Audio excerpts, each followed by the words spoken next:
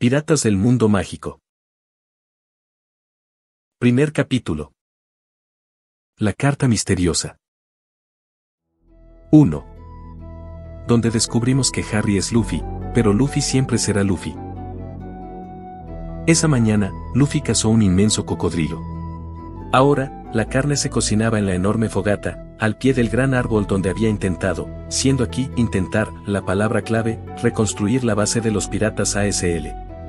El árbol era el mismo, pero la base original hacía mucho que había desaparecido. Un momento.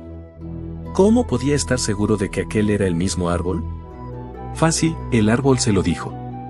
Ventajas de ser capaz de escuchar la voz de todas las cosas.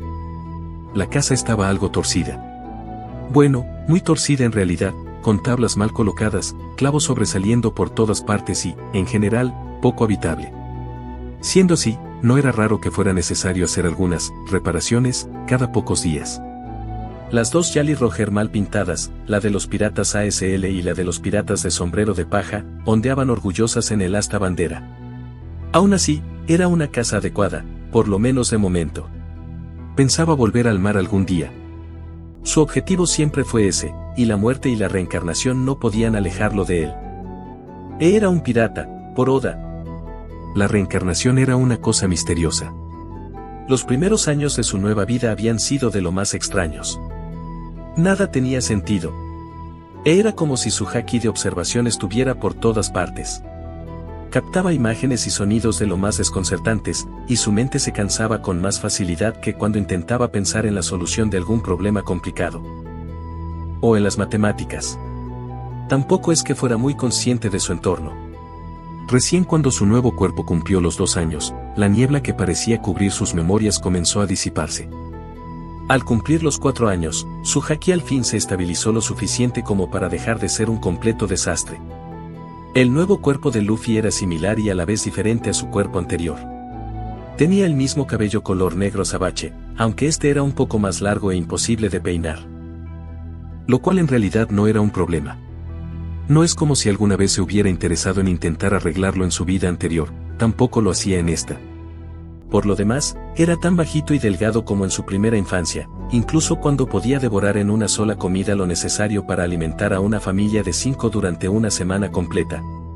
Y claro, su cuerpo ya no era de goma, pues la muerte le quitó su fruta del diablo. Al menos conservaba su haki intacto. Lógico, el haki es una cosa del espíritu y la voluntad, no algo físico.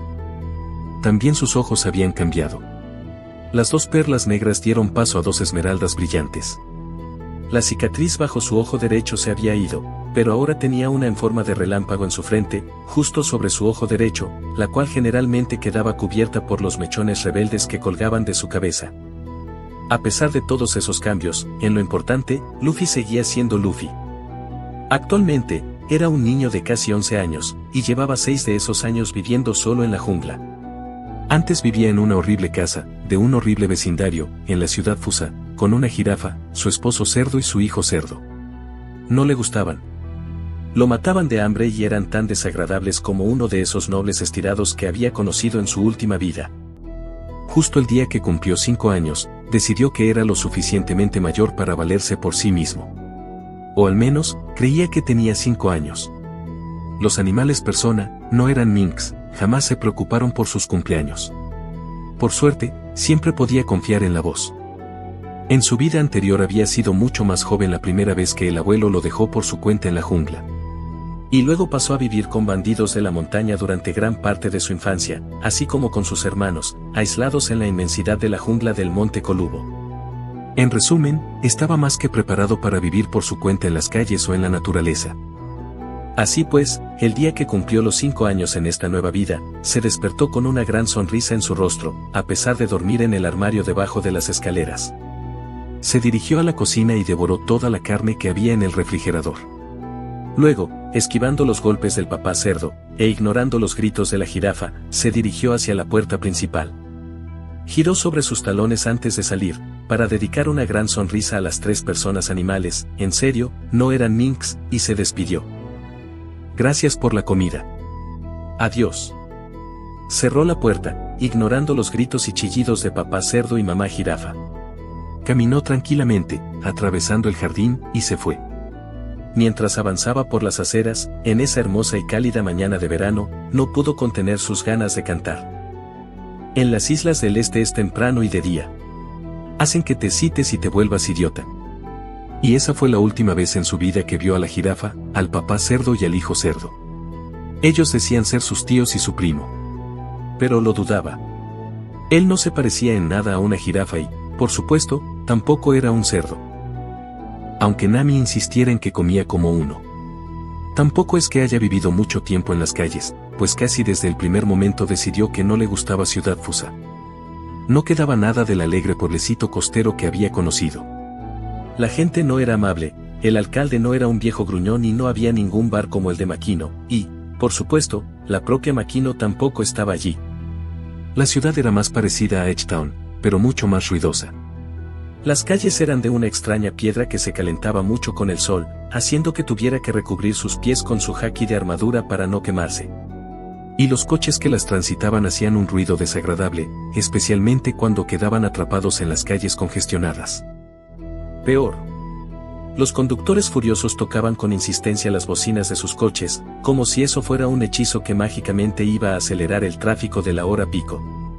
Así pues, permitió que la voz lo guiara hacia las afueras de la ciudad.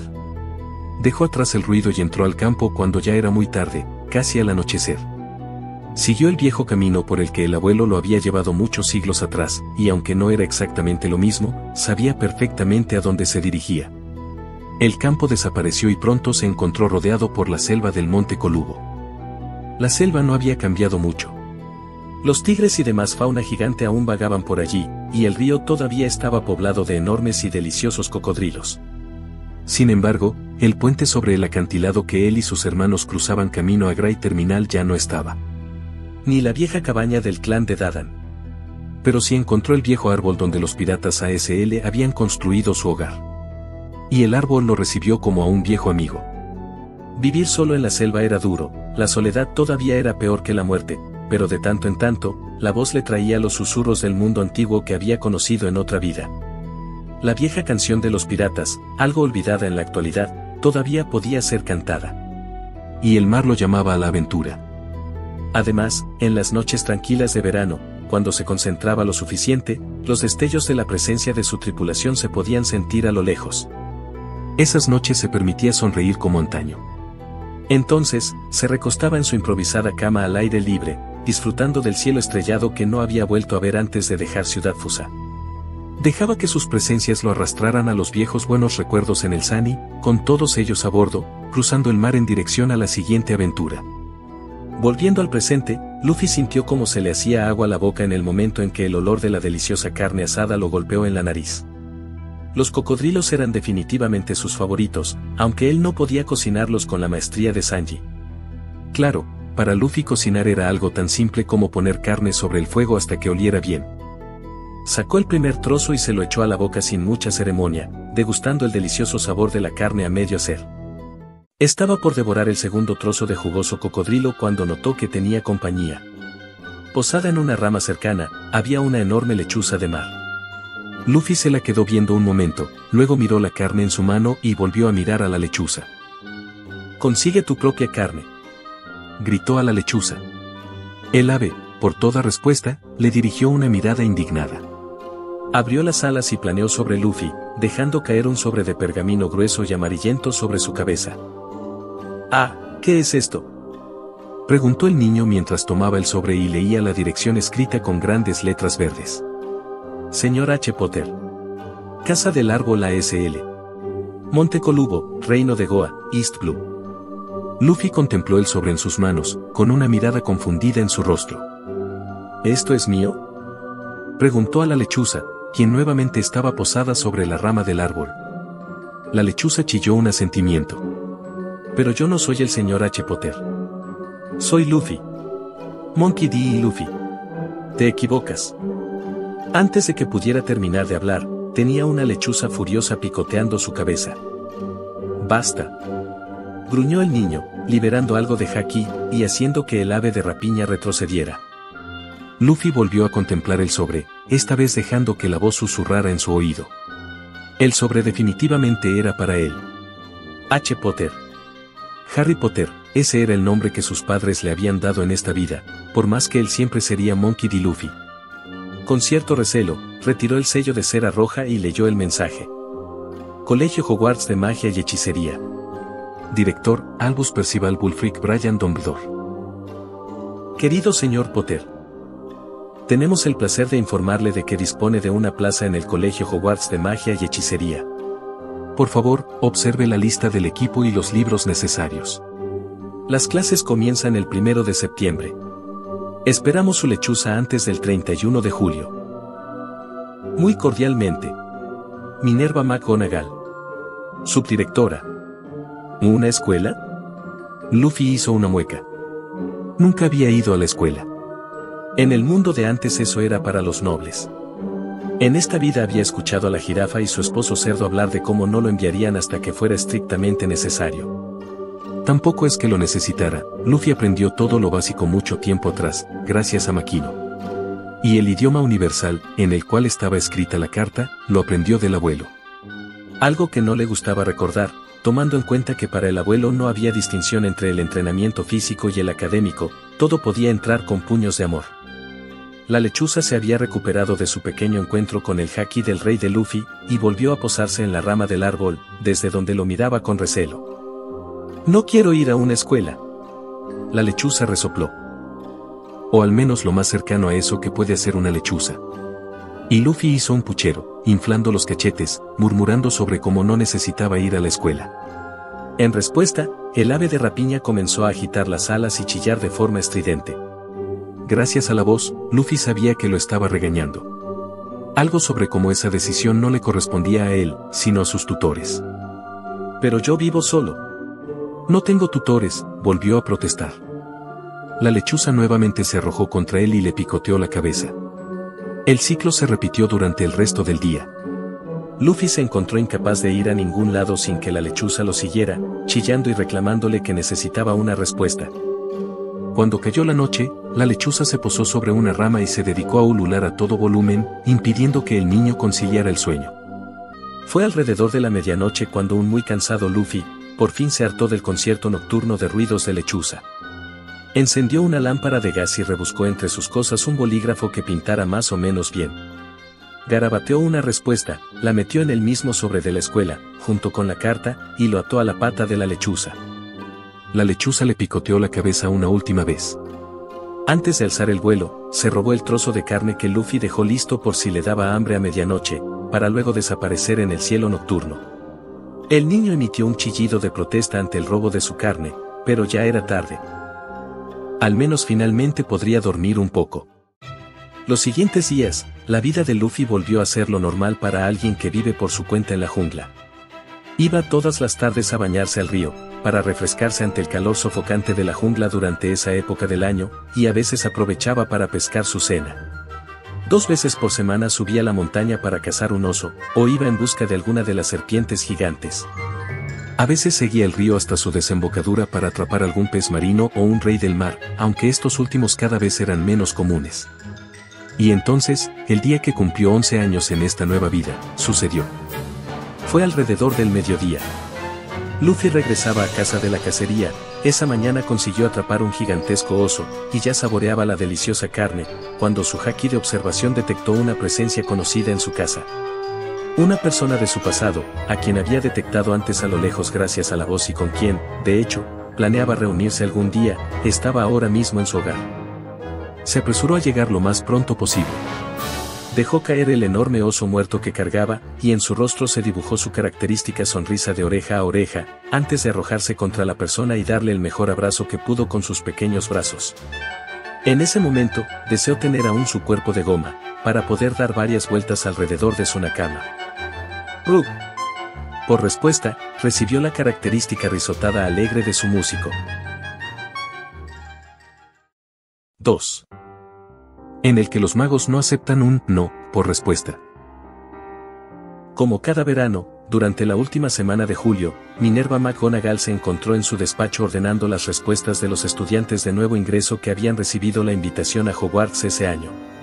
Este en especial sería un año agitado, los herederos de muchas de las grandes familias mágicas del East Blue comenzarían su educación mágica.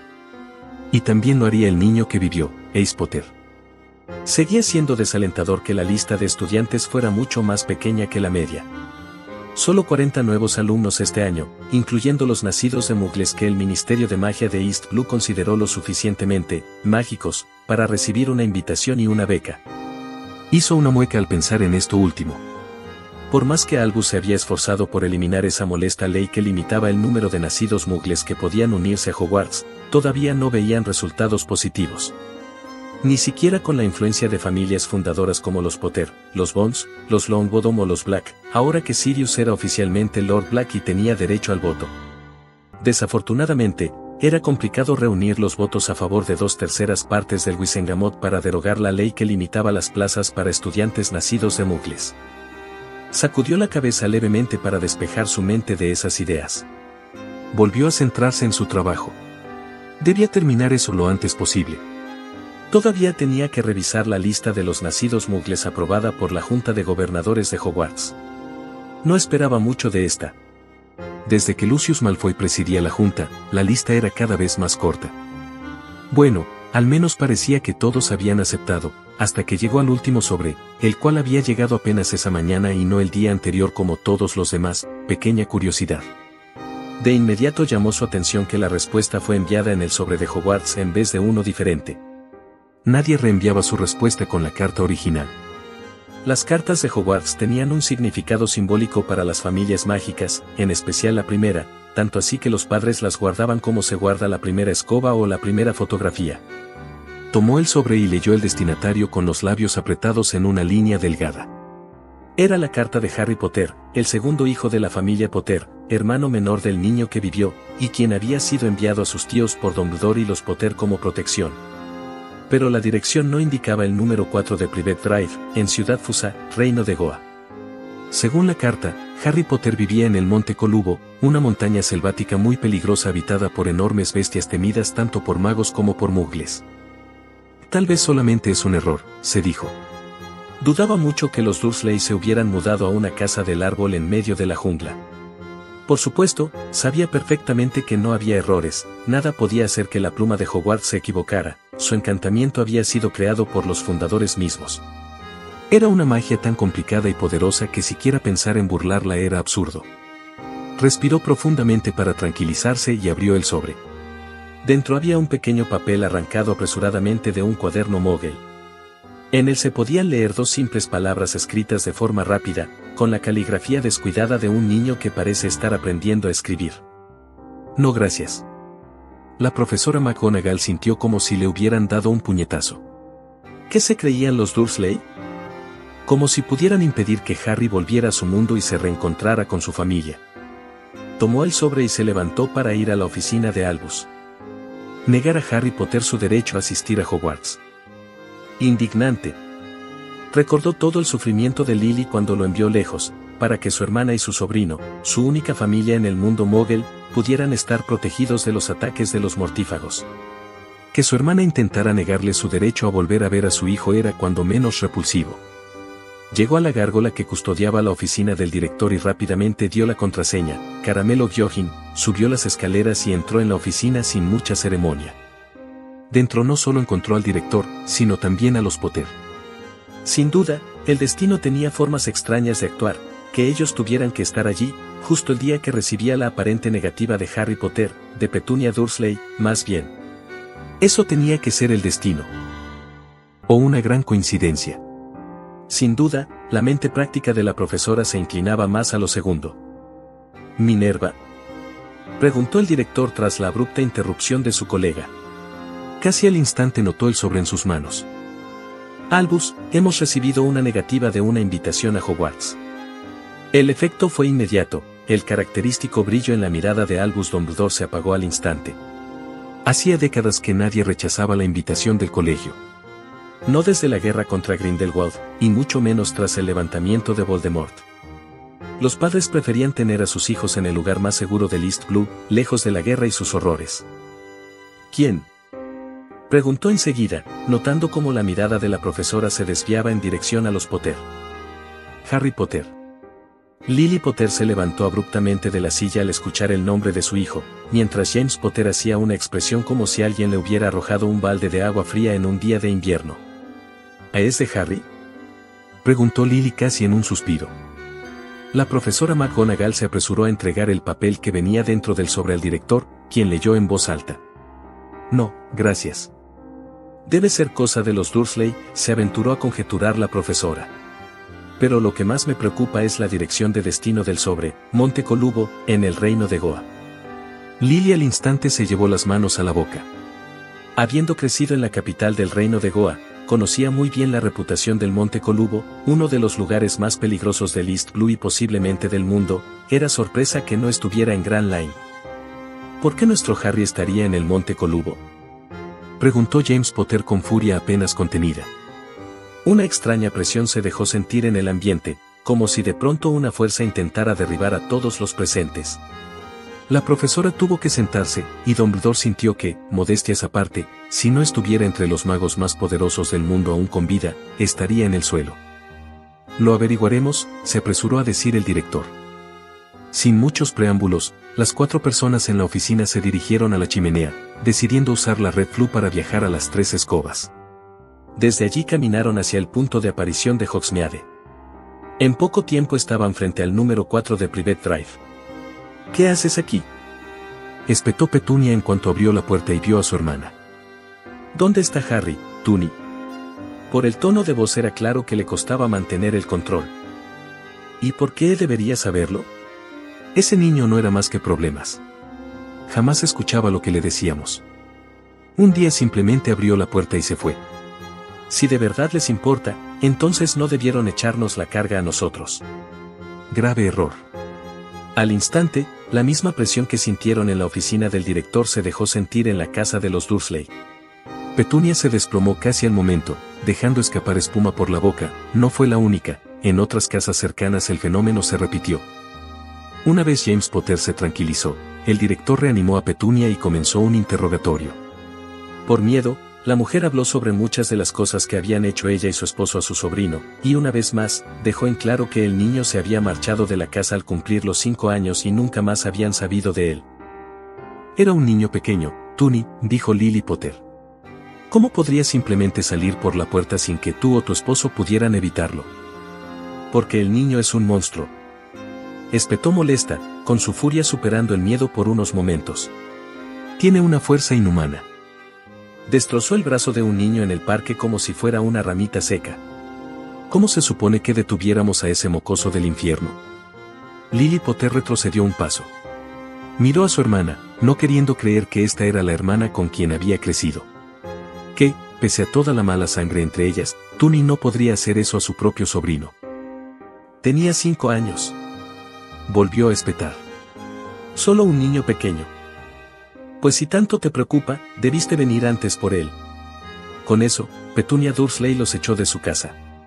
Los magos no intentaron forzar más respuestas de ella y volvieron a Hogwarts. Supongo que tendremos que enviar a un profesor a recoger al joven Harry, dijo Dumbledore. Por una vez parecía que sus 100 años de edad realmente le pesaban. Es peligroso, incluso para un mago bien entrenado y poderoso, entrar a ese lugar, replicó McGonagall. Y Harry ha estado viviendo allí la mitad de su vida, susurró Lily, sintiendo cómo las lágrimas corrían por su rostro. ¿Por qué había dejado que la convencieran de enviar lejos a su hijo? Yo iré, se apresuró a decir James, y al instante tuvo que retroceder cuando sintió una punzada en su pecho. Un reflejo de una enfermedad de otra vida. Creo que Brooke podrá ocuparse, dijo finalmente Dumbledore. Pero él es un Skib, replicó la profesora. Para un mago sería difícil, para un Skib casi imposible. Y un veterano del Nuevo Mundo, repuso el director. Cualquiera que sobreviva a Grand Line, sea mago, Skib o Mogel, puede sin duda abrirse paso a través del Monte Colubo. McGonagall suspiró exasperada. Estaba claro que no conseguiría convencer a Albus de lo contrario. Por Merlín, solo esperaba que supiera lo que estaba haciendo. ¿Cómo encontrará Brooke a nuestro Harry?, preguntó Lily. La lechuza que llevó la carta al joven Harry sin duda podrá guiarlo hacia donde se encuentra. El director tomó el sobre y leyó la dirección. Casa del Árbol ASL, Monte Colubo, Reino de Goa. Lily sintió de nueva cuenta una opresión en su pecho, y de no ser porque su esposo la sostenía, se habría derrumbado allí mismo. Era una pesadilla. Después de todo ese tiempo, de las promesas de que todo estaría bien, ahora descubría que su bebé estaba solo en esa horrible selva. Tenía 5 años, susurró. Ha estado allí solo durante 6 largos años. Al menos, sabían que estaba vivo. Su nombre se habría borrado de la lista del colegio de no ser ese el caso. 3. Aquel en el que el músico vuelve a reunirse con su capitán. Brook Hanauta era un veterano del Nuevo Mundo. Y posiblemente el último vestigio, además de la magia, de una era en la que lo mágico no se separaba de lo no mágico. Una era que, para los llamados mugles, era casi mitología, y para los magos era la época del amanecer de su civilización. Él podía contar mejor la historia de esos días que cualquier profesor de historia de la magia, porque él había estado presente en primera fila. Más que eso, era uno de los responsables de la división actual entre lo mágico y lo no mágico. Brook no era un mago, pero tampoco un mogel o un skib, como decían los registros que Dumbledore amablemente creó para que pudiera vivir en esta nueva sociedad sin levantar muchas sospechas. Brook era el último usuario real de una fruta del diablo, el rey del Soul, el único miembro superviviente de la gran era pirata y de la tripulación del segundo rey pirata. Por tanto, un guerrero consumado y la mejor opción para recuperar al joven Harry Potter de un lugar tan peligroso como el Monte Colubo. Pocos sabían sobre su pasado. Dumbledore era uno de ellos. Después de todo, fue su empleador cuando finalmente llegó el momento de abandonar Laftale. Brook no podía escuchar la voz de todas las cosas como su capitán, pero sí que era capaz de escuchar el susurro de la Dama Muerte, ventajas de ser el usuario de una fruta del diablo relacionada con la muerte y sus misterios. Fue ella quien le instó a abandonar Laftale tras 1000 años de espera, y fue ella quien le indicó que su destino y el de la tripulación del sombrero de paja se encontraba en Hogwarts. Así que ahora estaba allí, en la isla Dawn, siguiendo una de las lechuzas del colegio en busca del perdido Harry Potter. Era la primera vez que visitaba el Monte Colubo, el lugar donde su capitán vivió su infancia. Considerando lo que vio en su camino, entendía cómo era que se convirtió en un monstruo. Ese lugar daba miedo. Tras casi una hora de viaje abriéndose paso en la jungla, y acabando con cuanto animal salvaje se cruzó en su camino, llegó al pie de un inmenso árbol en medio de un claro. Allí había una destartalada casa de árbol y los rastros de una hoguera que seguramente se encendía a diario. Aunque lo que más le sorprendió fue otra cosa, sobre el techo de la casa, en una rama que hacía de asta bandera, ondeaban 2 orgullosas Jolly Roger. La primera de ellas eran solamente 2 tibias cruzadas con las letras ASL, en rojo, azul y amarillo respectivamente. La segunda, y la que más llamó su atención, era sin duda una versión mal dibujada, justo como lo haría el capitán, de la Jolly Roger de los piratas del sombrero de paja. Antes de que Brook pudiera hacer algo, una presencia inconfundible llenó el lugar. Luego, tras escuchar un chillido infantil, de pronto se encontró rodeado por los brazos de un niño que, entre sollozos de felicidad, lo llamaba por su nombre. «Es increíble. ¿De verdad estás aquí?», exclamó el niño. «Yo soy el sorprendido», dijo el esqueleto. Se suponía que debía encontrar a Harry Potter. «¿De verdad es usted, capitán?». «¿Quién más podría ser?». El capitán tenía la misma aura de antaño, esa que invitaba a confiar en él, pese a lo cuestionables que parecían algunas de sus decisiones. Tras ese momento de alegría espontánea, lo miró con curiosidad. Brook era consciente de que se miraba diferente, y a la vez era el mismo. Es decir, se veía vivo, como si de nuevo hubiera carne sobre sus huesos, a diferencia de cómo seguramente el capitán lo recordaba. Pero él no se había reencarnado, como aparentemente sí había hecho el capitán, y en Harry Potter ni más ni menos. La Dama Muerte no se lo había llevado a él aquel día en Laftale. Gracias a un collar mágico que Albus creó para él, Brook se veía igual que cuando era un hombre en sus 50 años, antes de que la muerte descompusiera todo su cuerpo salvo su afro. Aunque, dado que lo estaba abrazando, el capitán ya debía de haber notado que bajo el disfraz aún era solo huesos y afro. Brook se rió. Al parecer, y según mis fuentes, Harry Potter. Luffy dejó de abrazarlo. Retrocedió dando un salto, y le dedicó una mirada llena de preguntas, ladeando la cabeza hacia un lado como un cachorro curioso. Lo cual solo hizo que la sonrisa del músico creciera más. Brook reconoció su gesto de inmediato. La voz estaba susurrando algo en el oído del capitán. Oh, cierto, dijo el niño. Ese es mi nombre ahora. Así parece, convino Brook. El capitán arrugó el rostro de una manera muy peculiar. Pero yo soy Luffy. Siempre seré Luffy, concluyó, con una sonrisa que mostraba todos sus dientes. Aparentemente, estuvo de acuerdo el músico. Entonces, ¿me buscabas? Sí. Tengo un mensaje muy importante que entregarle. Brook metió las manos en su bolsillo, rebuscando algo entre las muchas cosas que guardaba allí. Sacó su viejo violín, una flauta, su guitarra, varias partituras encuadernadas y unos cuantos diales de sonido. Ante lo anterior, Luffy únicamente pudo reír, al parecer encontrando todo tan divertido como el espectáculo de un payaso o de un mago de feria. Ah, aquí está, dijo finalmente el músico, sacando un sobre de pergamino amarillento que Luffy pareció reconocer al instante. Brook tuvo que agacharse para poder pasar la carta a Luffy. El minicapitán medía cerca de un tercio de la estatura del músico. No quiero ir a la escuela, resopló el niño. Pero esta no es una escuela ordinaria, es una escuela de magia. La mejor escuela de magia de todo East Blue. Allí aprenderá a controlar su magia para convertirse en un gran mago. La magia es maravillosa, hace que todo quepa en mi bolsillo y que la gente no vea que solamente soy huesos. Pero yo no quiero ser un mago. Soy un pirata.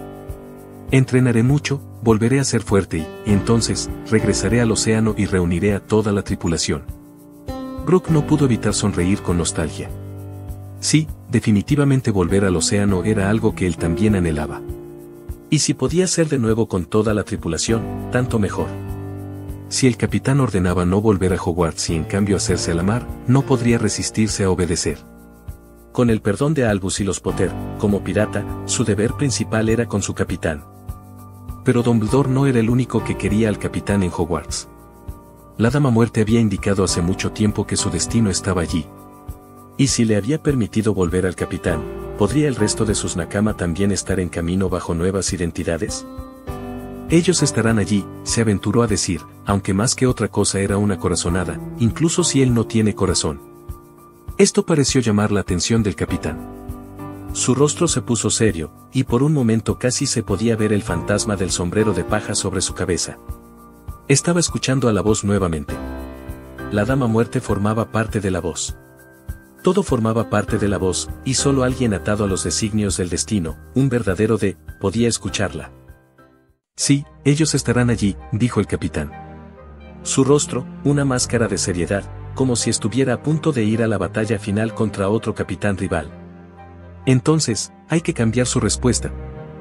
Brook le pasó el trozo de papel que había enviado con la lechuza días atrás. El capitán se apresuró a tachar su respuesta anterior, y con la misma letra desigual escribió su nueva respuesta. Siempre si quiero ir. Gracias. Brook se apresuró a escribir el mismo un mensaje. Estimado director. Encontré a Harry. Lo llevaré a Loguetón por medios muggles. Estaremos allí a más tardar dentro de 3 días. ¿Puede avisar a los Potter que nos veremos en el callejón Diagon? Muy cordialmente. Brook Hanauta. Llamó a la lechuza y ató rápidamente la nota en su pata, antes de despedirla. Bueno, capitán, tal vez desee empacar. Dudo que sea necesario volver aquí. Luffy asintió. Pero primero, es hora de comer. Gritó el capitán con alegría. Su atención regresó al inmenso oso que cazó para la comida. Y en poco tiempo, capitán y músico, estaban preparándolo para la última comida de Luffy en el Monte Colubo.